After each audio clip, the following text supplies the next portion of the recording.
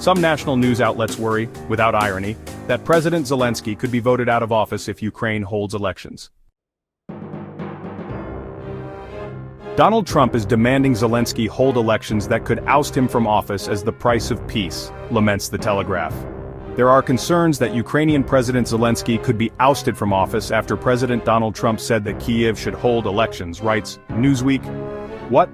Back in late 2023, Ukrainian President Zelensky told his people that the very idea of holding a presidential election the following year was absolutely irresponsible, while fighting the war with Russia. Zelensky won a 5-year term in 2019.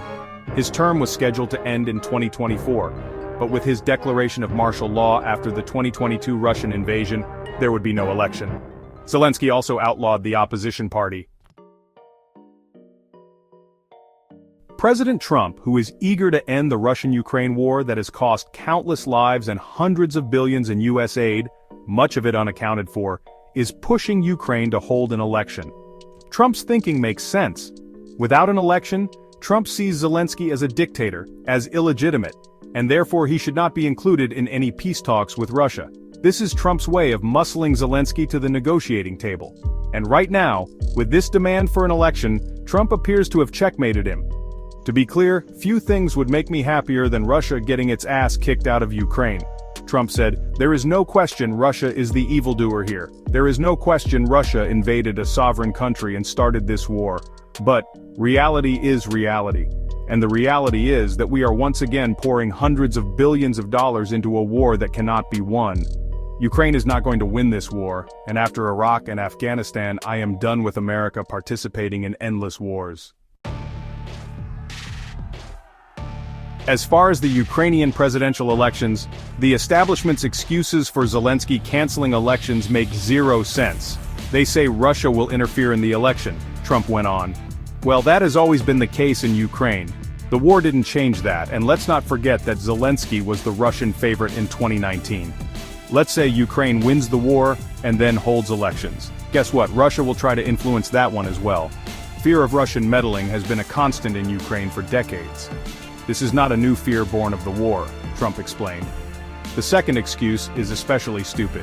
This idea that you cannot hold elections during a war. America did.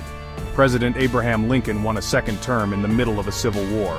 Americans were at war with one another, and we held a national election some 175 years ago. So don't tell me that with all the technology available in the 21st century, Ukraine can't figure this out, Trump said. More recently, the city of New York held a mayoral election just weeks after the devastating Islamic attack on September 11, 2001. We are 3 years into the Russia-Ukraine war. How many more years is America supposed to pour our treasure into Ukraine? When will the establishment finally concede, okay, this is long enough? How long is Zelensky allowed to remain president without the legitimacy of an election? When will the establishment say, okay, that's long enough? Just give me a time limit, neocons. 5 years? 10 years? At what point do you realize that a negotiated settlement is better than a never-ending status quo that is only resulting in death, destruction, and the depletion of our treasure? Reality is reality is reality, and the reality here is that it is time for this war to end. Ukraine will lose some territory to the gangster Vladimir Putin, and that sucks. The bad guys winning always sucks. But anyone interested in reality knows that is much preferable to another endless, unwinnable war.